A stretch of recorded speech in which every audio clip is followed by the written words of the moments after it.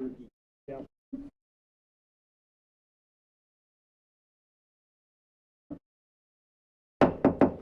Good evening. It's Tuesday, November 26th of 2024, and this is the Stoughton City Council meeting, and the first order of business would be the roll call. Okay, excuse me. Caravello, Here. Abel, Here. Hirsch, Here. Jensen, Here. Lagaki, Here. Mayaski, Looks like he's absent. Peyton, Absent and excused. okay, thank you. Wozniak Scanlon, Here. Nino, Here. Sherlucky, Here. Schumacher, Here. Butler. Here. Okay, we have 10 alders present and 2 alders absent and excused. Okay, thank you. We are certified of compliance with open meeting laws, and that'll take us to the public comment period. And we do have one person signed up to speak, and that would be Ashley. You can come on up, and you get 3 minutes. And Ashley wants to talk about ordinance 22 of 2024. Go ahead. Hi, I'm Ashley Clevin. I just wanted to express my thanks. I submitted my inquiry to my alderperson about the lack of signage in the Moline Street area, and I just am thankful that I got such a quick response and that we are here tonight to talk about it. Obviously, I am in support of it. It is a growing neighborhood. I have little people, and especially with the Keeganza school being right there, I just think it's something that needs to be revisited to ensure the safety of not only the kids in the neighborhood, but of people that are out and about in our neighborhood. So I just wanted to come and be here for that and express my thanks and gratitude for that. All right, thank you for bringing it to our attention. Yep, thank you. All right, nobody else has signed up to speak, so we'll go to communications and presentations. President Schumacher. All right. For tonight's historical pieces, I've got I have 3 votes, and then I also have 3 sample budgets, 2 sample budgets set a decade apart. So the votes were, so in 1944, there was a vote on a referendum for an airport. The votes were 8-17 to yes and 11-15 to no. So we still have the small airport out there, but I think this one had a little bit larger scope in mind. In 1956, there was a vote for parking meters on Main Street. There was 495 for yes and 1886 for no. So, yep, there we go. In 1964, there was a vote on whether to continue spraying for mosquitoes. Mind you, this is in the DDT time, so, but that vote was 1769 yes to 553 no, and I think all the Eagles voted no, I'm pretty sure. So, then 2 examples of budgets were, one was from 1943, police department $8,500, fire department $9,800, $3,000 for the hospital, relief fund $17,000, trash collection $1,700, library $5,200, and the school tax levy, which was included in our budget, was $81,000. Flash forward to 1953. The police department's budget is now at $25,000. Fire department's at $4,500. So Chief Rip, you might want to look into that one. I don't know what happened there. Could be a typo, maybe. $5,000 for the hospital. Relief fund at $15,000. Trash went up to $11,000. Library at $10,000, and the school tax levy at $160,000. So see, even just over a decade, what the inflation at that time was, or the cost of doing business. That's all I have. All right, thank you for that.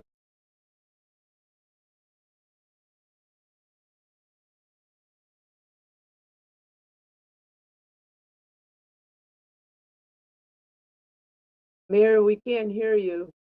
So I'm going to move to item C in communications, and we do have 2 certificates from the White House in our packet in recognition of John Montgomery and Chad O'Neill and the work that they did when Vice President Harris was, I believe, down in Janesville for a campaign rally. So we want to thank them for their efforts, and it was nice that they were recognized.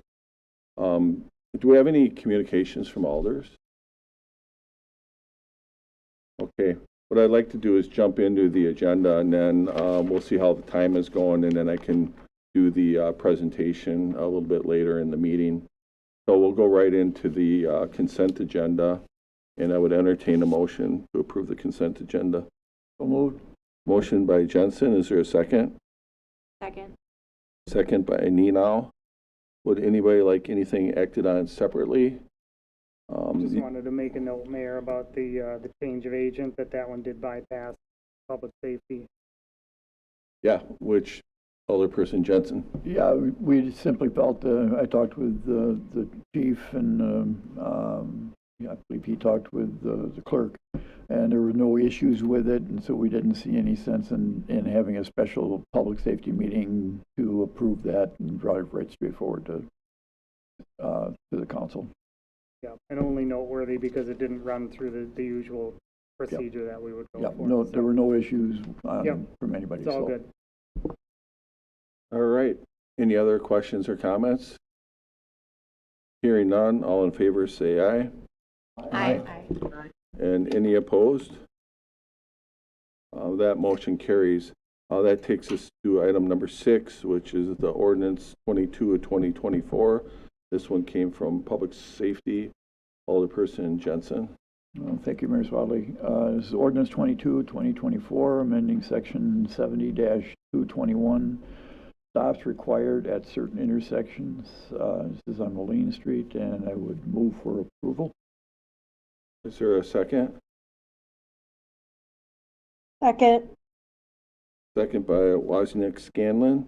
Alderperson Jensen. Yeah, this was in a Public Safety Committee meeting on 10/23/24. It was approved on a 6-0 vote.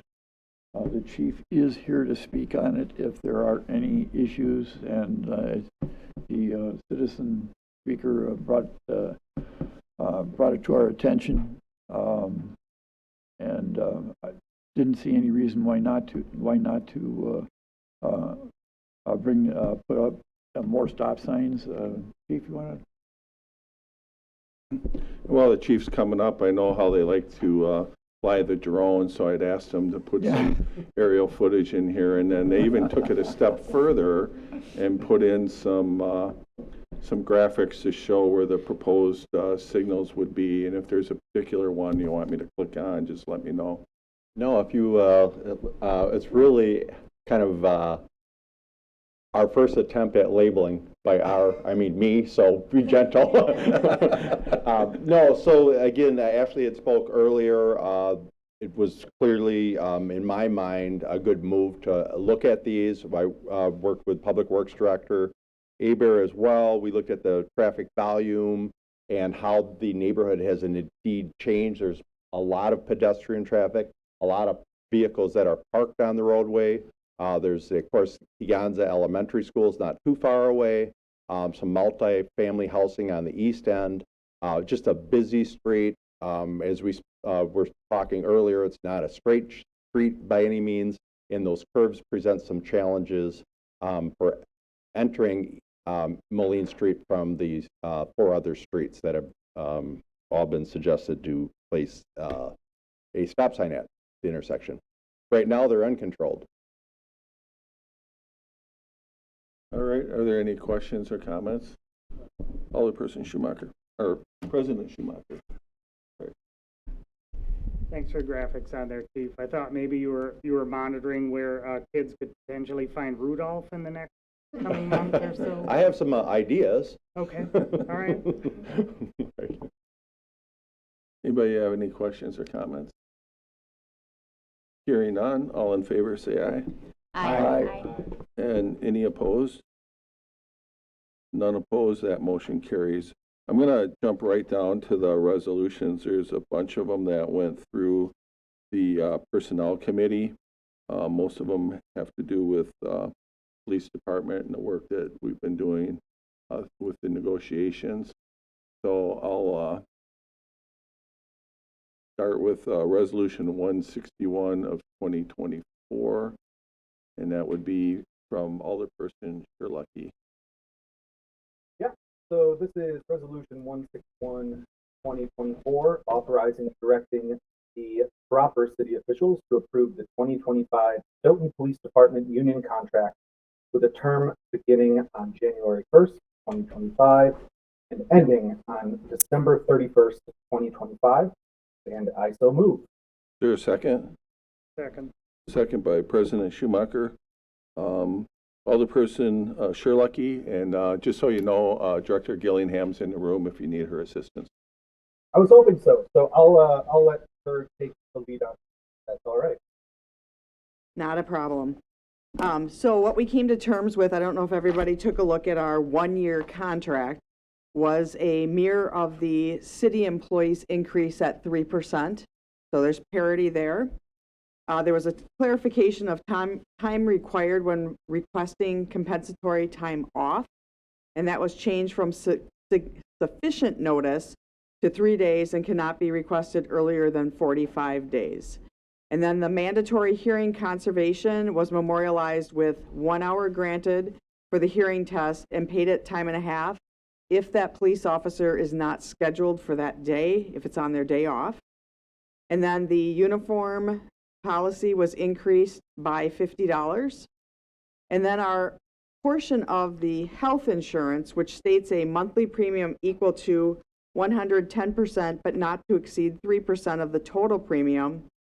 And there was clarification also of sworn union employees that are required to go to court and the compensation for that employee. So just updating the contract to match what we were doing or to give some additional latitude to the chief.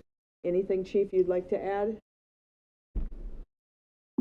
No, that's, I think it's been a really collaborative effort between both the city and the officers. The negotiations went very well. It seems like a win-win in my eyes. Sure, and I just would add that they asked me to sit in on the negotiations this year, which was a good experience for myself. And I have to say, I was really pleased with the way everybody handled themselves professionally. Chief, you know, certainly you and Director Gillingham, Luann Almy represented the officers. Our labor attorney, Steve Zock, was part of that as well. So it was a really good effort. There were several meetings, you know, and I think, you know, the reality of where we are budgetarily because of the state spending limits certainly weighed on our minds as we went through the process. Anything you want to add? Not at this point. I agree with everything you said. We did invite the mayor to sit in this time because of the financial situation we were in, and we wanted to be very clear and upfront that the union understood coming in that we were already in a deficit situation and looking at potentially having to do some borrowing out of other funds going into this year's round. So as we would like to have given more to everybody, unfortunately, that's not the situation we were in. So we wanted to get that straight out of the gate so we were all on the same page. All right, any questions or comments from alders at this point on this particular resolution? Hearing none, all in favor say aye. Aye. And any opposed? None opposed, that motion carries. All right, the next one is R162 of 2024, Alderperson Sherlucky. All right, this is Resolution 162 of 2024, authorizing and directing the proper city officials to approve the 2025 Stoughton Police Department Union Memo of Understanding for the trial of the 10-hour shift schedule for the employees assigned to the Patrol Division beginning January 1st, 2025. And I so move. Is there a second? Second. Second by Alderperson Butler. Alderperson Sherlucky. I will let AJ take the lead on this one if she's able. Okay, so this is a change in the way that our police department is currently functioning in regards to our patrol division. We are looking at a different type of shift here, and we did a lot of work with Chief and his management team in regards to looking at how this would work. It does afford the union an additional 32 or 33 days off total per year, but it gives them, in their minds, better work-life balance. So with this schedule, it moves them to a 10-hour shift schedule for the employees that are assigned to the patrol division beginning on 1/1. So it's a 1-year MOU. What it does then is there is a 3-day on, 2-day off, 5-day on, 4-day off, with Wednesdays being a 7.5-hour common day for training. Chief, I want to turn that over to you if you can talk a little bit to them about the advantages and disadvantages. Yes, as Director Gillingham had mentioned, kind of highlighting that new package is every other weekend off. That is important in everyone's life. Right now, they average about 1.5 weekends off a month. This will clearly dictate what days they work. Like there's basically 2 work groups. One works Monday, Tuesday, Wednesday, every other weekend off. The other group works Wednesday, Thursday, Friday, every weekend off. For planning, you talk about life and work balance. This will help them a lot. Really interesting. It provides us with additional coverage. It affords us the opportunity with the common day on Wednesday to train internally. We started working on a schedule identifying topics. There'll be plenty of Stoughton specific, plus our usual courses of firearm and DAT. So I'm looking forward to it. Again, it was kind of brought up by the officers. It's an example of management working with staff to identify ways to improve our environment. And I think this, again, is a win-win. One other thing here to discuss, if you notice, there is a fiscal impact. It's very limited at $2465.91, and that will be already coming out of the existing budget, so it's not like we're looking for additional funds. It's very limited, but it is coming out of the overtime budget that we already have in place and approved through the council. Any questions? President Schumacher. And as this is a 1-year MOU, but there are built-ins on there as far as like certain review periods at which to reflect on whether this is really functioning and when are those review periods in there.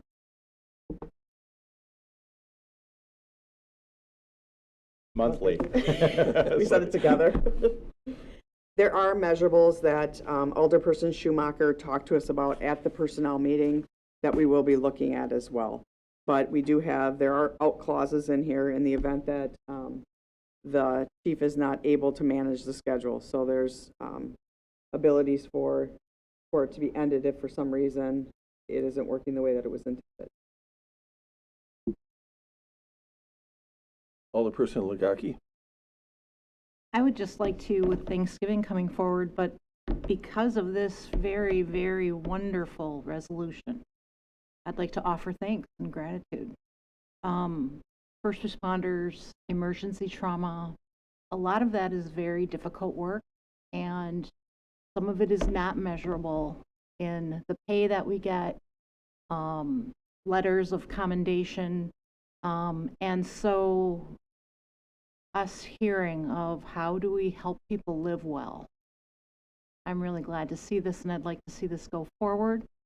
If this pilot goes well, I really like that attitude, and as a former person who worked emergency trauma, those balances are key. Thank you. Thank you. Any other comments or questions from alders? Hearing none, all in favor say aye. Aye. And any opposed? None opposed, that motion carries. Next item is R-163, 2024, Alderperson Sherlucky. Thank you.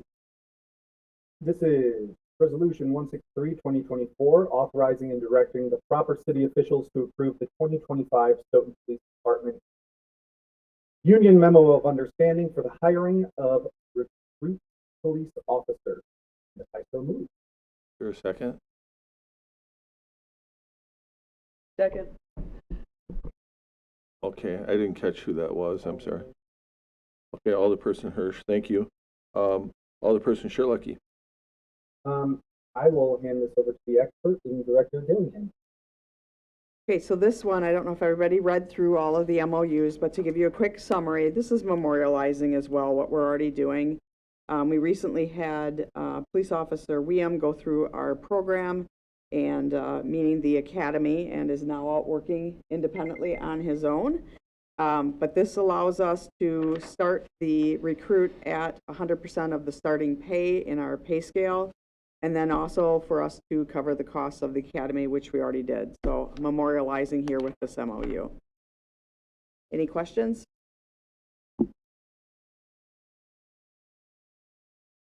No questions or comments on this one?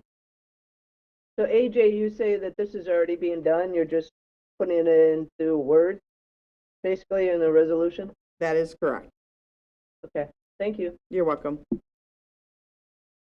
Any other questions or comments? Hearing none, all in favor say aye. Aye. Aye. And any opposed? That motion carries. Next item is R-164 of 2024, Alderperson Sherlucky. This is Resolution 164 of 2024, authorizing and directing the proper city officials to approve the 2025 Police Department Union Memo of Understanding for lateral hiring of police officers. And I so move. Is there a second? Second by Alderperson Jensen. Alderperson Sherlucky. I will defer to Director Dillingham, please. This document here is also memorializing what's taking place. We did have some verbiage before, but we want a nice clean MOU going into 2025. This allows us to, as it says in here, attract full-time police officers to fill vacant positions in the bargaining unit, including officers with experience from other law enforcement agencies. As you all know, it's very tough right now to be able to recruit. Our number of applicants is disappointing at best, and we want to be able to be attractive to those individuals that are applying. So this gives us that ability to not only attract but retain as well, so that we don't upset those already working for us and the great job that they're doing. Any questions or comments on this one? Hearing none, all in favor say aye. Aye. And any Aye. opposed? That motion carries. R-165 of 2024, Alderperson Sherlucky. Yes, it's R-165 of 2024, authorizing and directing the proper city officials to approve 2025 Stoughton Police Department Union Memo of Understanding, Police Canine Handlers Compensation Schedule, Off-Duty Expectations, Training, Vet Services, and Residence. I so move. Is there a second? Second by Alderperson Jensen. Alderperson Sherlucky. I will defer to Director Dillingham. So this document is an MOU now that memorializes what we're doing with our canine handlers compensation schedule, off-duty expectations, what they get compensated when they are training, how the vet services are handled, as well as the residency requirement. A lot of this was in the contract before. We've moved it into this document, so everything is in one place, and we have memorialized what's taking place. Any questions? Questions or comments on this one? Everybody loves the dog. All in favor say aye. Aye. Aye. And any opposed? That motion carries. All right, we'll keep going. The next one is R-166 of 2024, and this one came through finance tonight. And I want to believe that it might have went through the RDA as well, but we'll let finance introduce it. And the new finance chair is Alderperson Butler. All right, this is Resolution 166 of 2024, authorizing city officials to enter into a cost reimbursement agreement with the Alexander Company Incorporated related to the Yahara Riverfront redevelopment. And I so move. Is there a second? Second by Alder Jensen. Alderperson Butler. I would love to defer to you, Mr. Mayor, so that you All right. can fill us And- in and enlighten us. Sure, and I can certainly have Alderperson Hirsch if you want to weigh in, or City Attorney Manthe. But basically, as we usually do on these developments, we enter into an agreement with the developer or builder to reimburse our costs, and typically those costs would include things like city attorney fees, financial consultant fees, engineer fees, remediation type fees, as well as staff time. The finance department has put in a system. Nicole Marie was instrumental in putting in a system to help us track our staff time so we can get reimbursed from our developers, and we're already doing that. You might recall we included that into the budget process as one way to help reduce our budget deficit. So the cost reimbursement is basically an agreement between the developer and really the RDA and the city to reimburse us for our costs. Anything you want to add, Regina? No, I just thought, I guess it hadn't come through RDA yet, but I was under the impression, and maybe I got my notes wrong, that the city, cost reimbursement deposit was 10,000 and the utilities was 5,000, but I may have gotten that wrong. But that was my notes from a meeting with Gary, so maybe we just kind of missed that. I'll defer that answer to the city attorney and the finance. And I do know that we're also working on a memorandum of understanding between the RDA and the city to outline kind of roles and responsibilities between us. I expect that to be at the next council meeting. I know RDA has been working on that as well. And on this particular one, Rick, anything you want to add? Just give me 1 second. I'm just taking a look at the Stoughton Utilities one. Yeah, Stoughton Utilities typically has their own agreement for their services. Anything you want to comment on, Jill? You're good on your end? We are, Yeah. And our agreement is just a standard one that we've already had approved. So we just basically add this developer's information into it, and ours was for 5. So we could modify it to 10,000. I know we've done a couple for 5,000 for the city side. I guess it's really the council's discretion. So we don't have a finalized cost reimbursement. We've sent it to the developer. We're waiting for comments back. But if the council wanted a larger amount, that would be appropriate. They have already provided the that payment as part of the MOU for the due diligence period, which was 25,000, I believe. So they already have quite a bit of skin in the game. Sure. Anything you want to add, Alderperson Hirsch? It was just we just met with the Alexander Group yesterday, and I believe Gary Becker, the executive director, based on, I think, conversation with you guys, and maybe, I don't know, I was trying to catch him tonight, but I haven't. He actually discussed with them that it'd be 10,000 for the city and 5,000 for utilities. So Yeah. it's up to you guys of what you want to do, but I just wanted to let you know that. All right, so should we amend this? That is totally up to the council. I don't have any objection to amending it. I'll offer an amendment to increase the agreement dollar amount to 10,000 versus 5,000. All right, is there a second to the amendment? Second by Alderperson Nenal. Any discussion on the amendment? Hearing none, all in favor say aye. Aye. And any opposed? None opposed. So that takes us to the resolution as amended, so it'll be changed to the 10,000. Any more discussion on that? And basically, I think the way it works is this is like a deposit, and when it gets depleted, then they would replenish it, and if there's anything left over at the end, then they would get credited. Is that how that kind of works, Rick?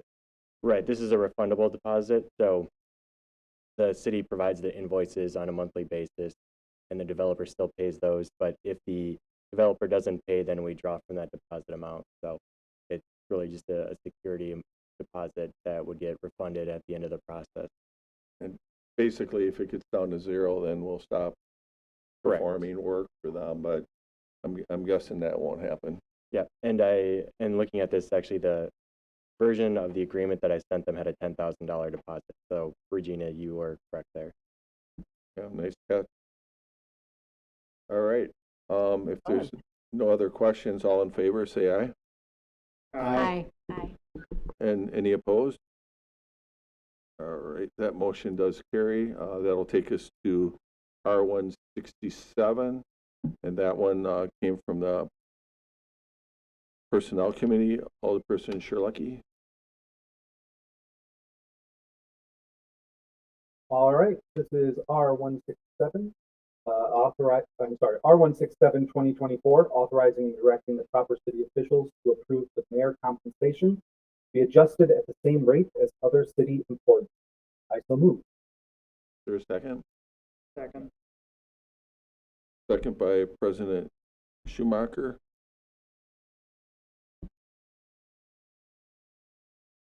And Alderperson Sherlucky.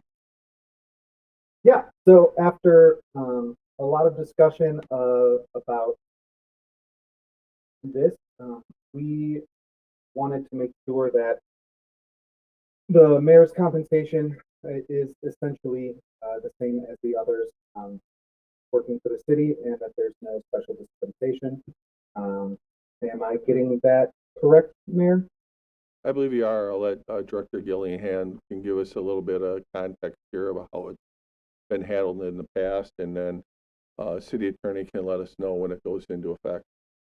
So I want to bring first to the attention of our city attorney that there is an ordinance in place on this, so I'm not sure what other actions would need to be taken. So that's my first question. The next thing is, how we've paid this in the past based on that ordinance is we go to the Bureau of Labor Statistics, and then it's based on inflation and the prices for all urban consumers, rather than that mirroring what we currently have available based on what our funding is. So, for example, last year, I want to say it was around 8%. Employees were receiving 4%. So we were thinking that there should be parity between those two numbers, not looking at the BLS number, but looking at what the city is offering to other employees. Our opinion was that it would make most sense to have parity between the mayor's compensation and city employees' compensation. That's how we arrived at that recommendation. The Personnel Committee back in September did agree with that unanimously, and that's how we came forward with it. My only question being to the city attorney is how do we handle it with that ordinance and if that has to be amended? Yeah, I'm not seeing the ordinance. So I would have to take a look at that. It was my understanding that there wasn't like set amounts set in the ordinance. The ordinance that I'm just seeing right now are just saying like compensation shall be paid. But It was not a set amount. Yeah. It was telling us that I had to go to, so I would always go in through BLS, and then I would go to that urban consumer, then I would go to Okay. Midwest. So it directed me in Sure. regards to where I needed to go to arrive at that number. So it was looking at, it was considering that a comparable number to what our city size would be. Sure. And that's where we were saying it doesn't really make a lot of sense looking at what increases have been. So I didn't know if we need to change that or if there's enough leverage there that we can leave the ordinance as is and have this language. I think if the ordinance says that we should change the ordinance language to reflect that, so yeah, that should come back as an ordinance amendment. And I feel like the resolution gives us direction to do that. Mm-hmm. So, and then my question is, when would this actually take effect? So it takes effect for this next term. So, It would be 2020, April of 26. correct. So that, because you can't have a salary change for an elected official midway through the term. You have to get it finalized before the date for the beginning of circulation of nomination papers. So, Okay, so I would use that BLS number for 2025, correct. and then we do the ordinance change, and it would be good for the next That's correct. 2026. Correct. Okay. Start of the next term. Okay, perfect, thank you. Yeah, I think it would be for part of 2026 until April, and then it would switch at April, right? Or is it switch when the papers are taken out? It would switch at the start of the term, so the third Tuesday in April. Yeah, so it would be, the first quarter would be under the current, and then if approved, the ordinance approved, then the rest of the year would be based on the new ordinance. Correct. Okay. And then what we would do is, if you guys took action on this tonight, then we would go ahead and work on the ordinance. If you don't want to do this, then you just vote down the resolution and we'd have our direction. Doesn't really matter to me. I'm not in it for the money, so I'm in it for the love of the city. Any questions or comments? Sure, Alderperson Butler. It sounds to me, just for clarity, that this again goes towards that equity or parity position, and probably in some ways helps with retention and engagement, essentially.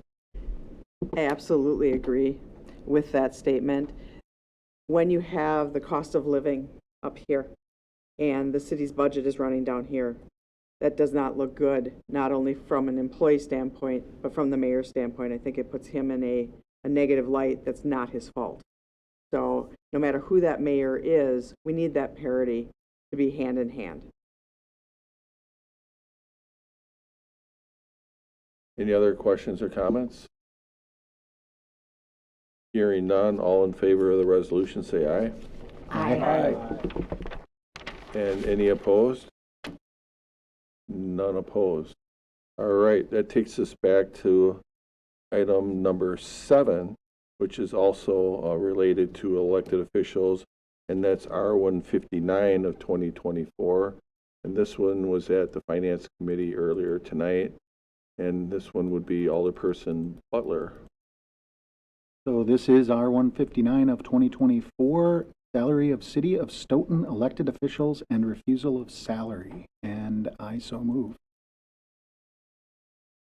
Here a second? Second. Who was the second? All right, second by Alderperson Jensen. Alderperson Butler. So I'll kick us off and then defer to either Director Elling or Assistant Director Hall. This is similar to the mayor's, to what we just discussed. It is setting the salary prior for elected officials, and that would be, in this case, I believe just the alder, unless the municipal judge is coming up. Setting it before the circulation of nomination papers. Okay. And just for clarification, it says on here that the committee took action, but the committee did not. Yeah. And so, yeah, at the prior meeting, they took action on this one, and then we kind of wanted a direction on something else. But yeah, this is an option. I think really only one alder has really exercised this option, if I remember, and that was Alderperson Kowski. That is correct. Yeah. Any questions or comments on this one? I can do one more Sure. clarification in there. So we had done the resolution the resolution portion of this was to actually put it into writing, because we didn't have anywhere that it actually stated what these values were per individual involved in that. So this resolution set those values through and in writing. And then we have a discussion point of what do we do about it, future looking. But where that we're at discussion with would this. be after we Right. take a vote Correct. on this. So this is only setting, or only putting in writing what we're already doing, this resolution. Any questions or comments on that? Hearing none, all in favor say aye. Aye. And any opposed? None opposed, that motion carries. And I don't know how deep we can get into it because we don't really have an agenda item. Yeah, that's, So maybe we'll just bring that one back. Basically, we're gonna have a discussion about, taking a look at all their salaries. And we do have some comps. If you look in the finance packet, you'll see that. So if you want to take a sneak peek before the next council meeting, you can do that. How's that sound? Okay. You can, but we can't really get into the weeds because we don't have an agenda item on it. I mean, it was asked to be on the agenda at the request of Alderperson Jensen. Yeah. Okay. All right. So I'm gonna go back since we're flying through this pretty quick. And you know, we always want to get bogged down on a discussion. It might as well be mine. So I've got a presentation here that I put together. And this was a presentation I was asked to do for Slipstream. Slipstream is a nonprofit group that helped us do a building needs analysis for sustainability. And I did this presentation several weeks ago, and I'm going to whip through it. But I wanted to kind of do this right now because at the last meeting, we passed the sustainability plan, which you can now see on our website. Thanks for the reminder from Adrian to put that on there today, and IT was able to do that. And then we also have our first resolution tonight that is coming out of the committee. So let me just do this thing up here.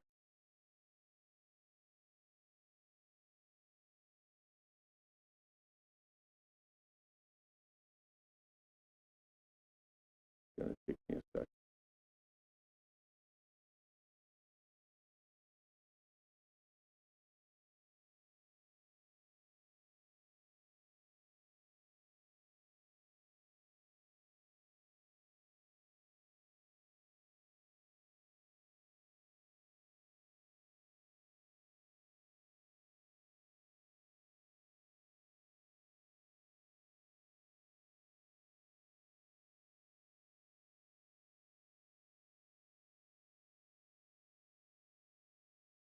All right.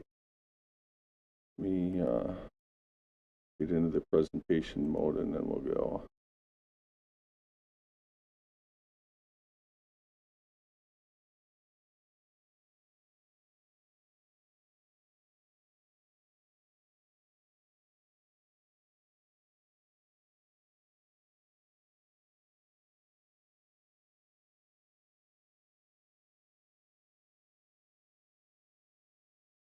I just want to make sure it's going to advance here before I get too deep into it. And it is. Okay. Awesome. All right. So I'll get started here, and then at the end, if you have any questions, feel free. And this is in the council packet, so you can use this as a reference. So in early 2019, we were included with 6 other communities as part of a grant to do a building needs assessment. And the purpose of that assessment was to develop a municipal energy plan. And you can see there was some baseline data that was established for our buildings and our vehicles. And the plan included comparables with other communities. We utilized the building operation and fleet data to prioritize and budget and implement major components of the plan. And we took advantage of resources created by the pandemic, such as installing low-flow touchless devices, and we repurposed office in City Hall, the old City Hall, which is now the Opera House. And during the pandemic, we installed several high-efficiency HVAC units, water heaters, and we added occupant monitoring systems in several buildings. We received a grant through Stoughton Utilities, who of course is our municipal utility in partnership with WPPI, and they're our wholesale power provider. And we installed an EV charging station in the City Hall parking lot. And then we also had some unspent capital improvement funds, which we used to install an additional bike rack at City Hall and a bicycle repair station. As part of a downtown streetscape project, we took advantage of excess TIF money we had, and during the pandemic, we converted all Main Street lights to LED, and we added solar-powered flashing lights for pedestrian safety. Unfortunately, challenges related to the pandemic, such as supply chain issues, has delayed some implementation of the plan, especially in our vehicle fleet.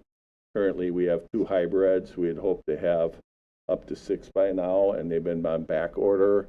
And basically what's happened is Ford is the main supplier of the police vehicles, and they prioritize basically public use or private use over public use. And so the hybrids have been on back order, but we're still hoping to get them and then integrate them in the rest of our fleet as we can. In 2021, we had the citywide lead service line replacement in conjunction with the DNR grant, and Jill was really instrumental in making that happen. That was quite a project for us to do. And we could probably go on all night about what that took to get that done. And the businesses weren't eligible, so we were able to use some TIF money to help the businesses. The homeowners had their water lines from the curb to their home replaced for free through the grant.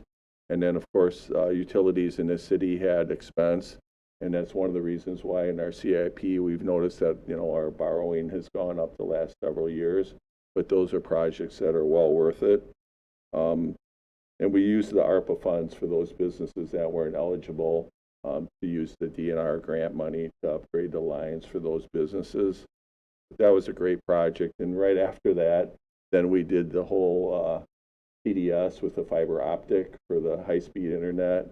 So that was quite a time coming out of the pandemic, but we survived, and I appreciate all the work that Director Weiss and certainly the planning department and Director Aber as well to facilitate that. That was a lot of street opening permits. We updated our processes for that. We updated our pole attachment agreements through utilities, and it was a huge undertaking. And just about a week ago, I was asked to be part of a ribbon cutting for TDS as they increase their high-speed internet, the availability of I don't know, is it a gigabyte or what is that? It's super fast internet that's now available for homes and businesses in the school district.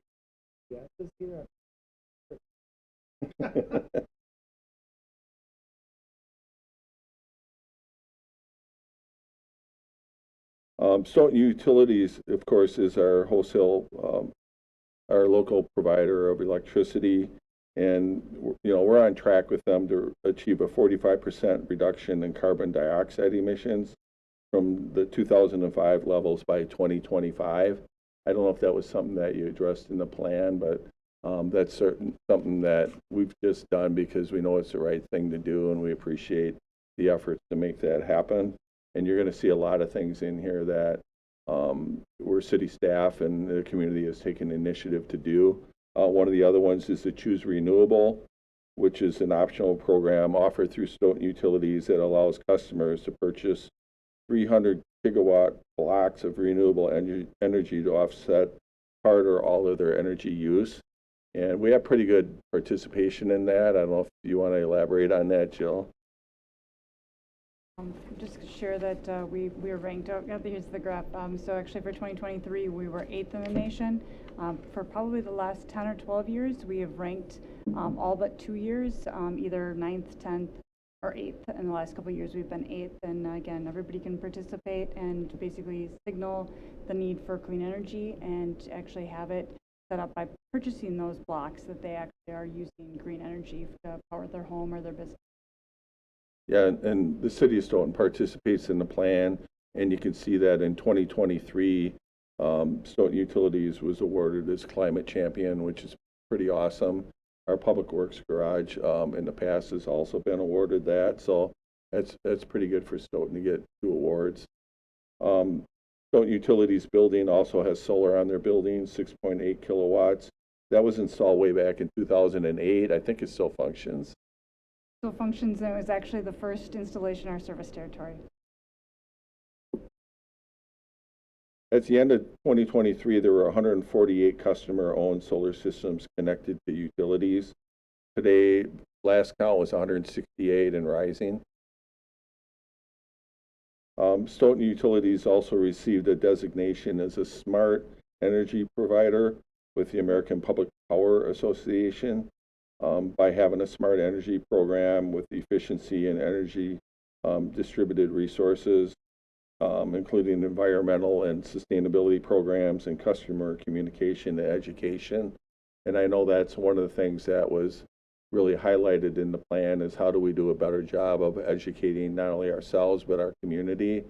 So we look forward to implementing those parts of the plan. And I'm going to lean heavily on Stoughton Utilities to help do that because they have an expert down there that can assist with that process.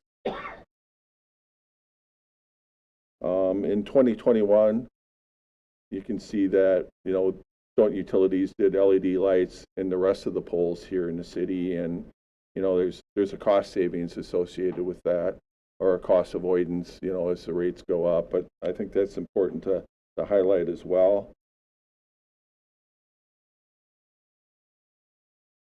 Recently, the city's begun a multi-year bidding and installation process of solar panels using Inflation Reduction Act funds. So the first one we're going to do is the fire station, and I think they're in the process of hopefully getting that completed. I don't know how the weather is going to cooperate. I don't know if you've had any contact with them recently, Jill. I haven't. Recently. There's a lot of contact for a while with going through the project and all of those things, but I haven't seen anything recent. And Director Abear is the one that's really championed these projects. As I mentioned, the Public Works facility was awarded Climate Champion in 2020.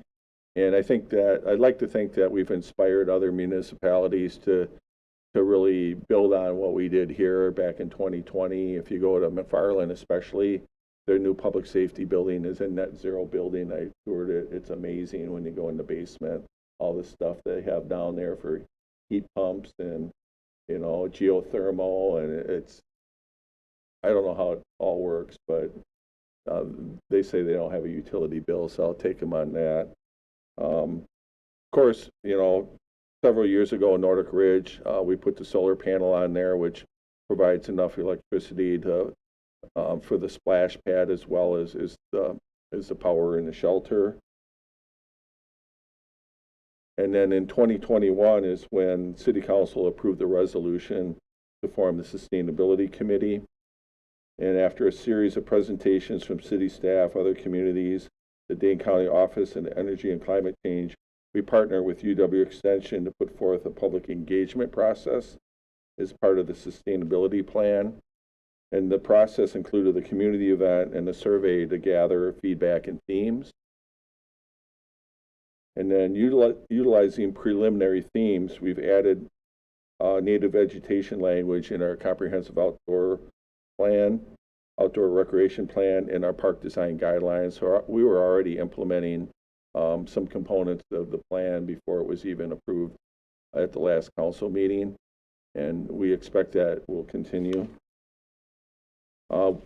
We've expanded our partnerships, and we formed a community-based prairie task force to maintain the prairies in our parks. And I know they've had partnerships with the Scouts and some of the other civic organizations. Initiatives identified in the early draft plans using ARPA funds in areas such as our urban forest program and additional solar panels on the fire station are happening as well. You might recall we allocated funds for the VFW for the ADA compliant bathroom and the trail at the youth camp and nature center at Fort Little Green. So the sustainability plan is not just about energy efficiency, it's about, what Adrian talked about earlier, the equity and inclusion and all those things as well. Even though we have a separate committee for that, that's still crossed over into sustainability committee. And then ongoing conversations with business owners and community support has led 2 churches to install solar panels, which is great for them. Oftentimes they have endowment funds, and the endowment funds are for brick and mortar and not for operations. So in order to reduce their operational costs, they added solar panels, which is great. So everybody wins. And then, of course, major additions on Stoughton Health and a successful referendum in the school district will result in rooftop solar panels on those buildings. We leveraged TIF funds to have Emmy Roth and Stoughton Trailers put solar panels on their buildings, and the Emmy Roth one is just super impressive, the equipment that's on there. Are they electrified? We commissioned the system probably 6 weeks ago, and it's been energized since then. Yeah, and I'm scheduled to have a meeting with them in the next week or two and I'm sure that'll come up, so I'll see how they're doing and how their experience was, because that's, as you can see, I mean, that's just massive. And even if you get down to the ground level, they have solar panels on their picnic tables while their employees are on break, so it's super cool out there. If you haven't been out there, you can see some of it from the road. And of course, Stoughton Trailers is coming up. And they're also including EV charging stations in a lot of these businesses as well. So starting next year, and I know that we're already in the process of getting information together, we're going to be starting a two-year program to update our city comprehensive plan. So there'll be a lot of goals and initiatives in there that'll have sustainability components in our zoning ordinances and really in the plan. So we're really hoping to get a lot of community input in this plan. I think that in 2017, we could have done better in that area. So we're actually doing it a couple years early. And one of the reasons is that our zoning codes have fallen behind. They're really not up to date. And Director Munz Pritchard has been working on that. We'll have a second reading on the zoning code for multi-unit at the next meeting. But there's going to be some ordinance changes in there as well. And really, a lot has changed since 2017. We went through the pandemic. We have this huge housing crisis, which I have a whole separate presentation on that I'll bore you with on another night when we don't have a heavy agenda. But it's really, I have a lot of data from the Dane County Housing Advocacy team that I was on that can really demonstrate what's going on in the housing market. And then we partner with the DOT to update our future park and ride site. We did that during the pandemic, and we just don't have the funding in order to actually install the site. We've got a couple locations that they've identified. One is on the corner of B and 51 where the dirt pile is, and the other one is out on the Stoughton Utilities property on 138. We think that's probably the most feasible one. So we'd like to put a park and ride there someday, and then if we get, a bus system go through there, we could certainly have a bus stop there as well. And then we're also part of this MADI grant, and we applied for this Mobility Access and Transportation Insecurity grant with Oregon was a participant, and we didn't make it through the first round. I mean, the first round, really that money went to big cities. I think Philadelphia was one off the top of my head. I mean, all over the country. And really the purpose of this grant is to do a feasibility study for a transportation system. So we had a meeting about a week and a half ago to kick off the second grant opportunity. So we're hoping we'll get consideration since some of the low-hanging fruit has already been selected. Redevelopment Authority, of course, we developed the former Marathon gas station site that was a brownfield project that was completed. And of course, they're working with the developers, as you approved tonight with Alexander on the riverfront development. Those are really important from sustainability to get rid of the sins of the past and get these sites clean for development. As far as our developments, this is 51 West. 51 West was the first development in Dane County to be designed for the 200-year flood. And I think we should be proud about that we did that, even though we weren't required to. You all asked the developers to do that. They delivered on it. And I think that helps Capital Area Regional Planning Commission get other communities to do the same. So I think those are good environmental wins for the county. And of course, the Yahara River Park project, we've heard a lot about that, and there's definitely, the main reason to do it is to improve the water quality, the ecology of the water, the fishing, and then the recreational opportunities as well as the trails. So these we know are all good projects for the river. This one you may or may not know about. The Housing Authority is a separate entity from the city, but they were developed way back in like the 1980s, and there's 92 units out at Greenspire that are they're affordable workforce housing, Section 8 housing projects. And we received a WIDA 9% tax credit to rehab all these units. And they're in the process of doing that. They can turn them around in like 10 days per unit, from moving the resident out to having them remodeled and do upgrades for accessibility and things like that. But the really exciting part, and I was just received an email before I walked in tonight from a community member, that there's an article, I think it was in the In Business magazine, highlighting the fact that we were awarded $5.52 million from the Green and Resilient Retrofit Program, which is funded by the Inflation Reduction Act and administered by HUD. And as a result of that, Greenspire will be able to pursue the rigorous zero energy certification through the International Living Future Institute, which I've never heard of. But apparently this is a thing, and we're being recognized for that. And I know Adrian spent some time out there. They're going to be doing solar panels. They're hoping to do heat pumps, because right now all the individual units are heated by electric heaters, which is not very efficient. And then by putting in the heat pumps, HUD has a formula that they can determine based on previous use. They're going to recalibrate what their utility bills will be. For some people, it'll be either zero or close to it compared to what it was, because of the savings and energy efficiencies that are being added. So that's a pretty exciting thing for us, because we're the first ones to get that as well, right here in Stoughton. Public Works, they certainly do a lot with sustainability out there. We're part of the SaltWise, which means we have trainings every year to minimize our salt use on our roads during the winter. All the machines you've heard in the past are calibrated. I'll try to get Brett at a meeting. He does a really good presentation about what they do. They represented twice at the Sustainability Committee. So I think that was a good way for them to get information on what we do. We also are part of Ripple Effects, and we have some other partners that we work with on energy savings. And then we have a lot of support through our partnerships.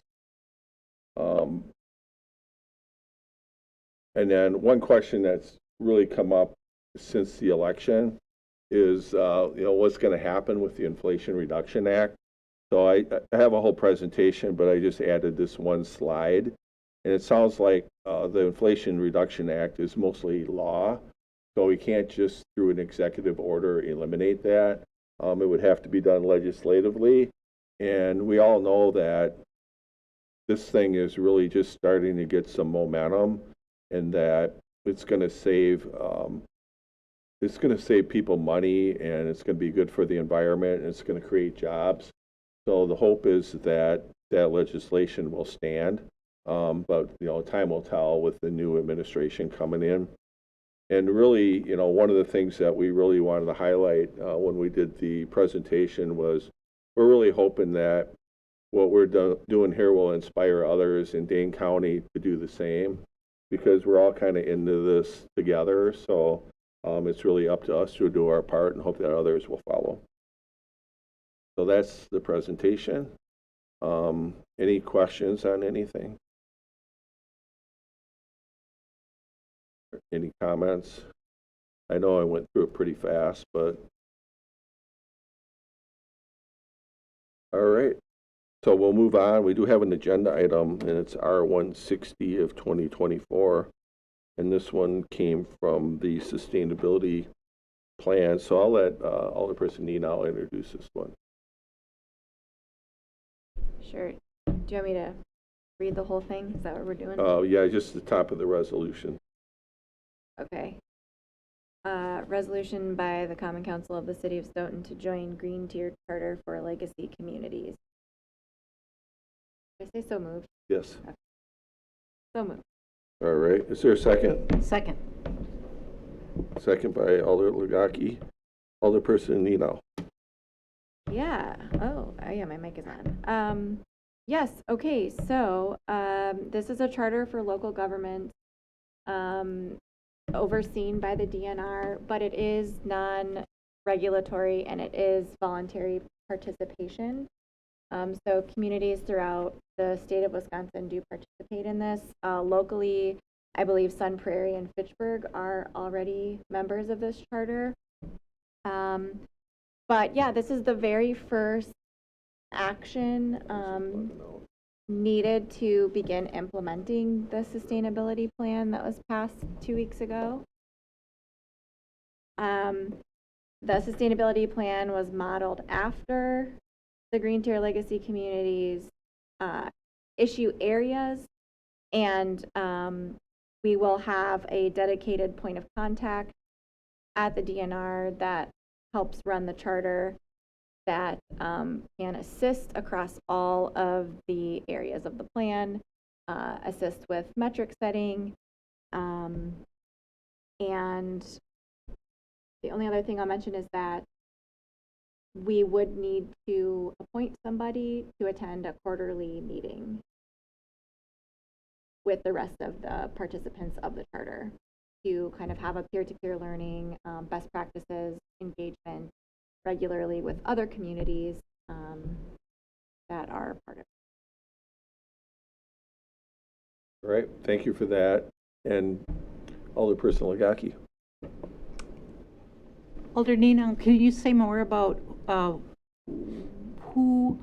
what nature would need to be appointed to the Green Tier? Is that a staff member or is it an alder?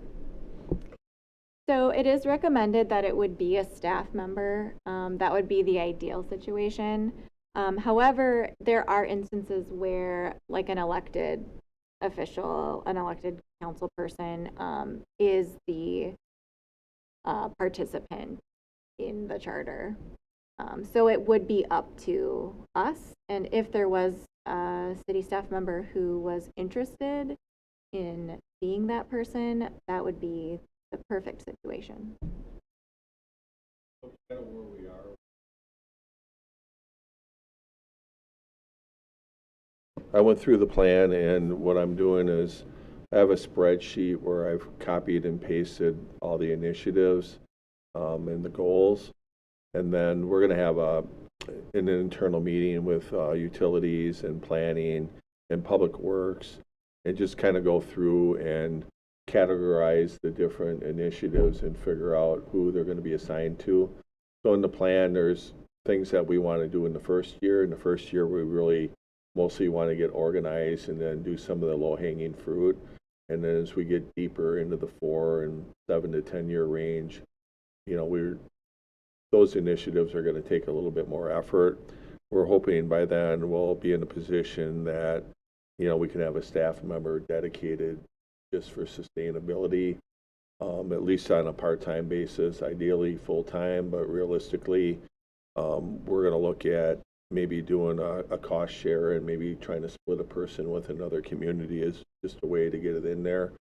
Because as you know, a lot of our staff members already have a lot on their plate, but we certainly, you know, need to implement the initiatives that were approved in the plan. So we have a responsibility to do that. And at the same time, we'll have initiatives to implement from our comprehensive plan when that gets completed as well. So there's going to be plenty to do, that's for sure, on top of all the daily work and the growth that we're going through right now. So, so I've already began to outline and do some color coding, and then when we get through the holidays here, we're going to sit down as a group, and when we do that, I'm going to hopefully volunteer and not volunteer somebody that I'd like them to maybe be the city representative on with organizations such as Green Tier.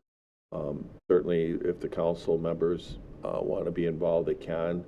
I'll learn more about these quarterly meetings, time of day, the week, whatever, and see how the availability looks. I know it's difficult when people have careers and families and other things that they're trying to do. So we'll get through that, and then we'll start implementing the plan. But I think tonight's kind of the kickoff as far as the implementation with this first resolution here. So I'm excited about that. And hopefully others are as well.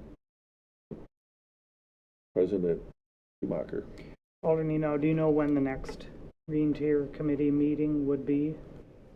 I do not.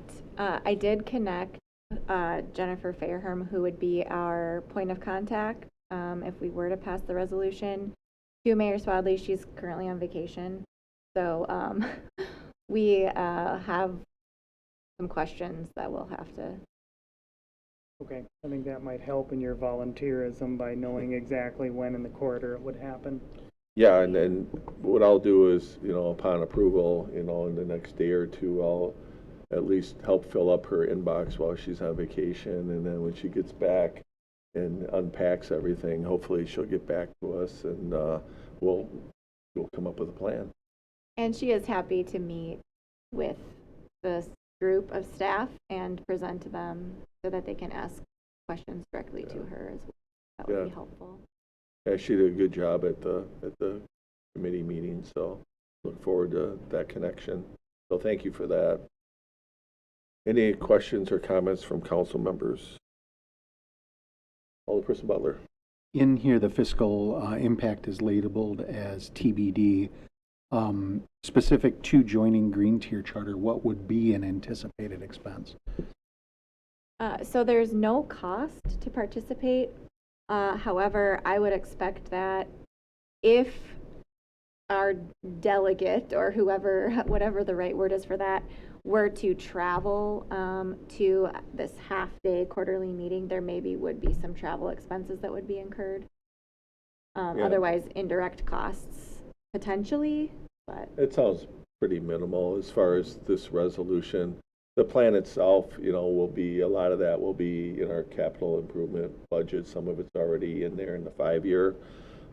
Certainly, that's going to be where staff is going to need, direction and ultimately approval from the council. And but for this one, I think it's going to be fairly minimal, and a lot of it will be done in the virtual world right now, so that creates efficiencies. And sounds like it might be during business hours, which makes it more staff friendly. Any other questions or comments? Anybody online? Okay, hearing none. All in favor of the resolution, say aye. Aye. Aye. Aye. And any opposed? None opposed. That motion carries. It's a great first step. Yeah, it is.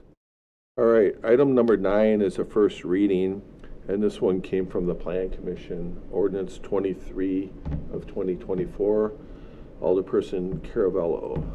And this is Ordinance 23 of 2024, Ordinance amending Chapter 66, Land Division Ordinance, to provide guidance and standards for siting equipment associated with centralized mail delivery service, Stoughton, Wisconsin. And this is a first reading. All right, anything you want to highlight on it? It's pretty straightforward, just guidance on citing CBUs or cluster mailbox units. Okay. City Attorney Matthew, you want to elaborate on this one? Sure. Basically, the postmaster for new developments is requiring cluster mailboxes. So instead of a mailbox in front of for every property, they're requiring to have these clusters. So I don't pretend to know why they want to do it, if it's just easier for the mailman or mail person, I should say. So basically in our development agreements, we've already been addressing this by saying that they have to create some sort of lot or whatever that accommodate these cluster box units. Essentially, we just don't want to have any maintenance responsibilities as a city. So it's making sure that whoever is subdividing the property or developing the property, that they're taking care of that cluster mailbox and it's being maintained properly by an HOA, or it's going to be on the maintenance is taken care of by somebody other than the city.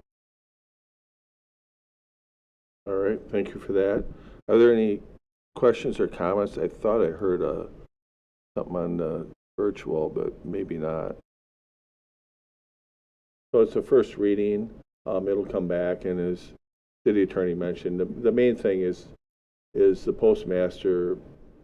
It's a federal unfunded mandate, is what I like to call them, and they don't give us a ton of direction. The biggest thing for us is we don't want to be responsible to maintain them, and I don't know what's going to happen if somebody runs over a cluster of mailboxes, but I guess it'll be up to the homeowners to figure it out. Ideally, you'd have like an HOA or something like that, but don't have that typically in single family neighborhoods. So we'll keep our fingers crossed, and hopefully if somebody takes out the mailboxes, it's not us. Otherwise, this one will be back in a couple weeks. If you have any thoughts or questions about it between now and then, you can reach out to myself or Director Munz Pritchard. Our interim planning director, Tim, is the one that worked on this one. So he worked directly with the postmaster and other communities to come up with the language. So that's it for that one. And then really the only other item we have is number 17. And that's a discussion and possible action regarding the offer to purchase of the property at 600 South 4th Street. And I think the idea was we wanted to go into closed session and provide an update. Yes, so I have had some conversations with the potential buyer of the property. They were hoping to get some information to me yesterday, but that didn't happen, so I don't really have any updates since the last meeting. So I guess theoretically we could go into closed session to talk about any of the terms, I guess, from last time if the council wanted to, or we could wait until the next meeting and come back where we have a more substantive update from the potential buyer. So I guess it's up to you guys. I mean, we can either adjourn the meeting or we can go into closed session and talk about the conversations we've had since the last meeting and what we might anticipate that may or may not lessen the discussion we would have at the next meeting. So it's kind of up to you guys on what you want to do. I'd prefer to wait, actually, You prefer to wait? till we have the information. Yeah, I agree with Alder Jensen. I think right. that it makes more sense to go when we have a full set of information. So what I'm hearing in the room is people in the room think we should wait. People online, do you have any thoughts about that? Agree. Agreed. Okay, I'd agree as well. all right. Thank you. Alderperson Lagaki? I agree as well, but is there something by you mentioning, Mayor, is there any strategy, is there any desires, anything that would be helpful if we were to meet? But I agree, if you don't, let's not meet. I don't think there would be anything like substantive for the council to decide tonight or like to give direction tonight. We're just waiting for basically a response to my last conversation. So there's nothing you're really seeking from us. I say no. Okay, yeah, it would really just be the terms and conditions that were in the agreement, and then their response to some of the feedback that we provided after our last meeting, I guess would be the way I would put it. Correct. I think that's a fair assessment. Okay. Any information that we carry over from tonight is going to be erased by Thursday's turkey coma. There's a good chance of that. And we can certainly, you know, I expect that they'll possibly be at the next meeting as well as JT Klein. So we'll try to do the agenda accordingly. The good news is usually around the holidays, we don't have a lot of committee meetings, so the agenda is light. So that's why, one of the reasons why I threw in the sustainability presentation tonight. If we have a light agenda at the next meeting, maybe I'll do the updated one on the Dane County housing. I'm about 3/4 of the way through putting that presentation together. So otherwise, I would entertain a motion to adjourn. Motion to adjourn. There we go. Second. Second by Nino. Yeah. All in favor, say aye. Aye. And any opposed? None opposed. We are adjourned.